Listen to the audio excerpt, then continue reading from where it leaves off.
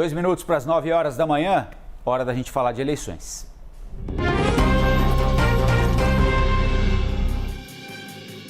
E com o João Dória fora da disputa pela presidência, a dúvida agora é como os eleitores do até ontem pré-candidato vão se comportar. A gente vai tentar analisar de uma maneira geral o processo eleitoral, claro, também a situação do PSDB, mas o processo como um todo. Para isso, convidamos para conversar com vocês o cientista político, CEO da Quest, Felipe Nunes.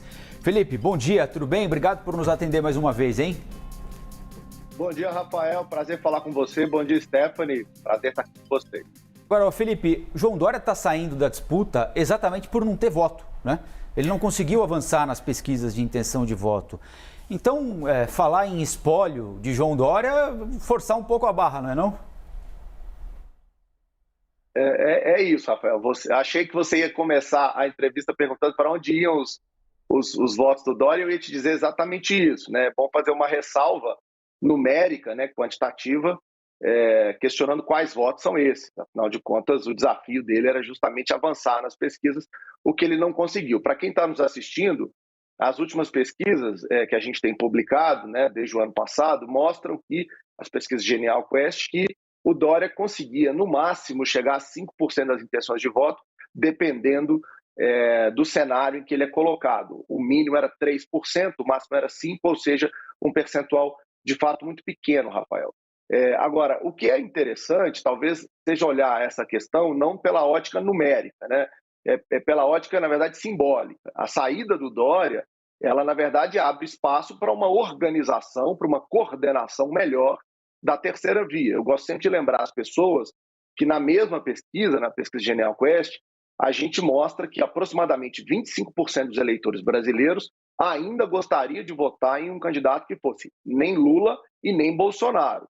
O problema é que esses 25% ainda não se convenceram de qual é a melhor opção nesse caso. Tanto é, Rafael e Stephanie, que quando a gente soma todos os candidatos da terceira via, na última pesquisa publicada há pouco mais de 10 dias, a gente observa que a soma deles não dá 15%. Ou seja, essa demanda pela terceira via ainda não encontrou uma oferta e a saída do Dória pode facilitar esse caminho de organização política, ou seja, tem esse componente não numérico, mas simbólico.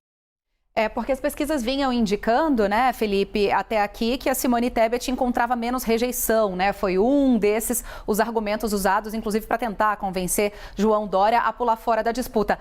Dá para se imaginar que um acordo aí construído, não parece que é o caso, né? Pelo que a gente vinha conversando aqui, o PSDB pretende agora apostar em novos nomes, de que Simone Tebet talvez talvez alavancar aí a sua própria candidatura? Stephanie, esse problema ele é interessante porque tentaram colocar na pesquisa uma solução que, na verdade, é política, né? O que a pesquisa mostra com clareza é que, mesmo entre os eleitores do Dória, o potencial de transferência de voto desse pequeno número, né, 3 a 5% que a gente comentou aqui, ele é muito mais na direção dos candidatos mais conhecidos do que dos não conhecidos. Eu estou me referindo aqui a Ciro, Lula e Bolsonaro. Nessa ordem, né, seria a transferência de votos do Dória, desses 3, 5%, e muito menos para Tebet, que é desconhecida nesse eleitor, é pequeno, claro, mas 80% das pessoas não, do eleitor do Dória, daquele que potencialmente votaria no Dória, nem conhece a Tebet. Ou seja, as elites políticas deixaram esse problema ser resolvido pela pesquisa, quando, na verdade, elas tinham que ter resolvido isso na política, né? A gente conhece as teorias em ciência política que mostram que, quando a elite não está organizada em torno das opções que vão ser oferecidas para o eleitorado tem dificuldade de processar essa informação, acaba se confundindo e isso dispersa voto.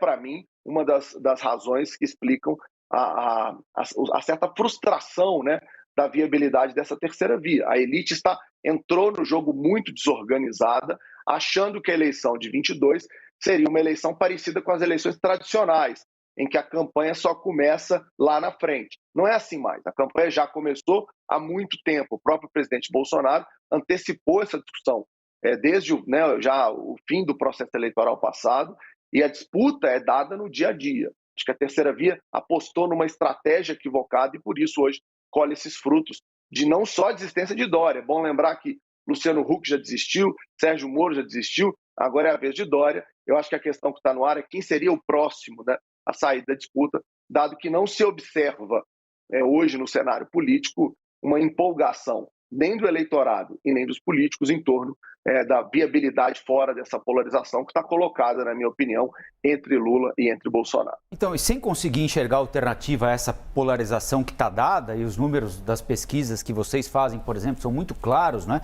Tanto do ponto de vista da intenção de votos, quanto daqueles eleitores que dizem que não vão mudar de voto de jeito nenhum até o dia 2 de outubro.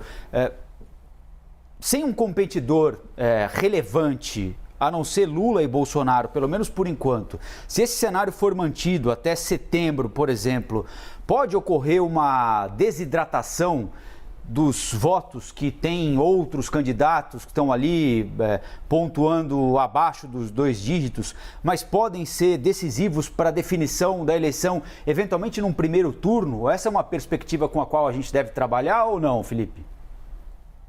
Eu acho que sim, Rafael.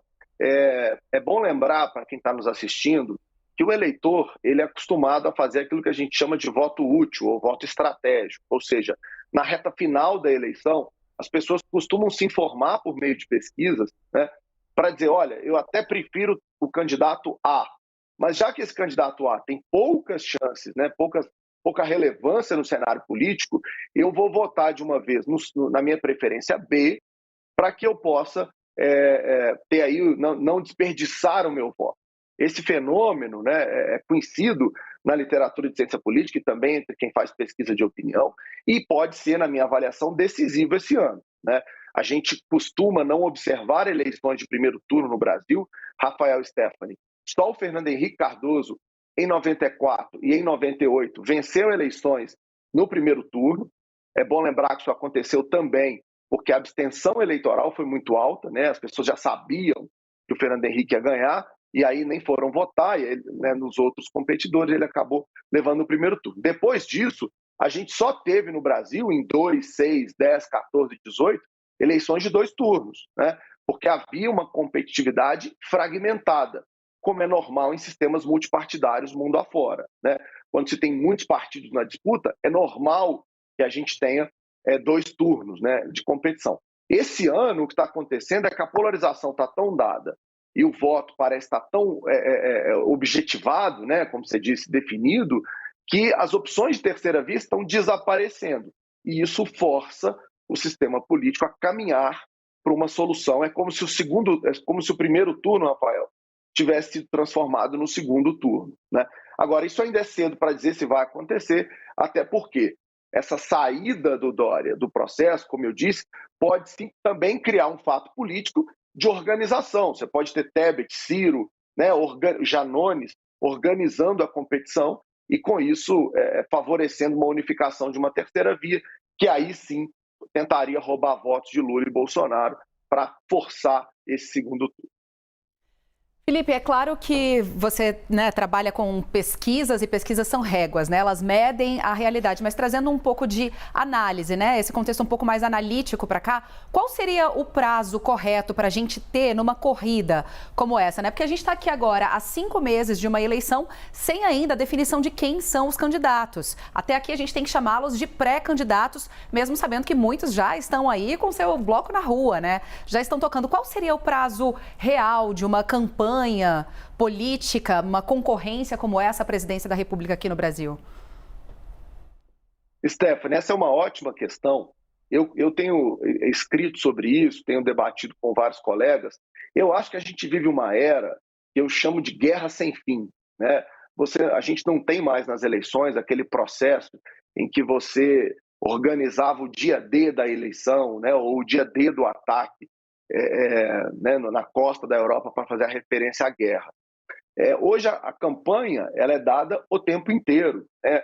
Os candidatos, quando estão expostos nas suas redes sociais, quando estão sob o escrutínio da imprensa especializada, eles estão o tempo inteiro fazendo política, fazendo campanha política, né? Por que isso acontece hoje, Stephanie?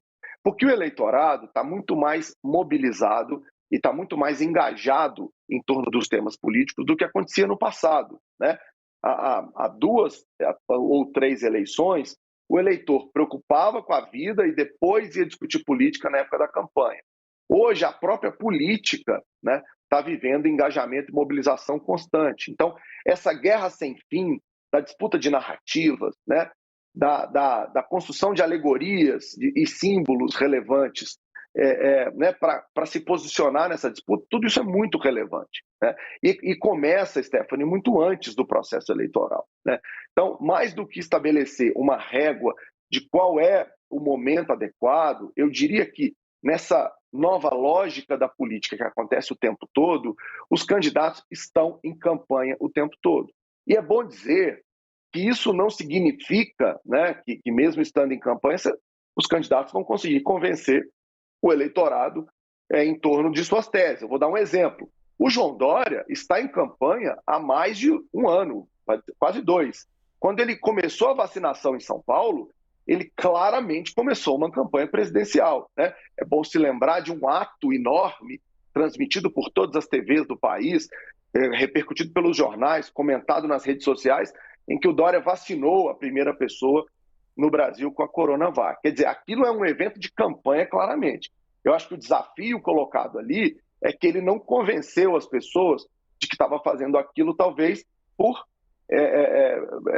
benevolência, ou seja, né, por estar interessado em ajudar as pessoas, mas talvez esteja fazendo aquilo, ou tenha feito aquilo, por interesses políticos, e talvez esse tenha sido o maior problema do Dória. Então, Stephanie, campanha agora é o tempo inteiro.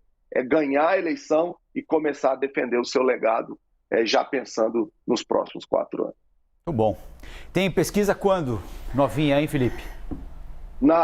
Rafael, você está acostumado a começar seus dias dizendo, agora temos pesquisa Quest. Tá? É bom, é gostoso.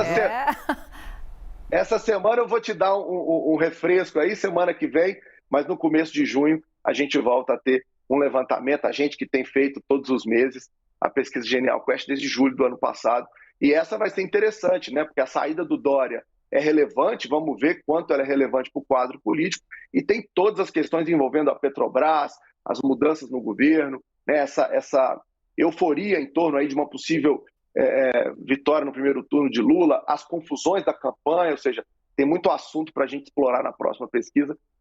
Espero estar com vocês aí cedinho, daqui a pouco mais de 10 dias. A gente te acorda, pode ficar tranquilo que a gente liga para você. Valeu, Felipe, um abração. Obrigada, Felipe Nunes, cientista político, CEO da Quest.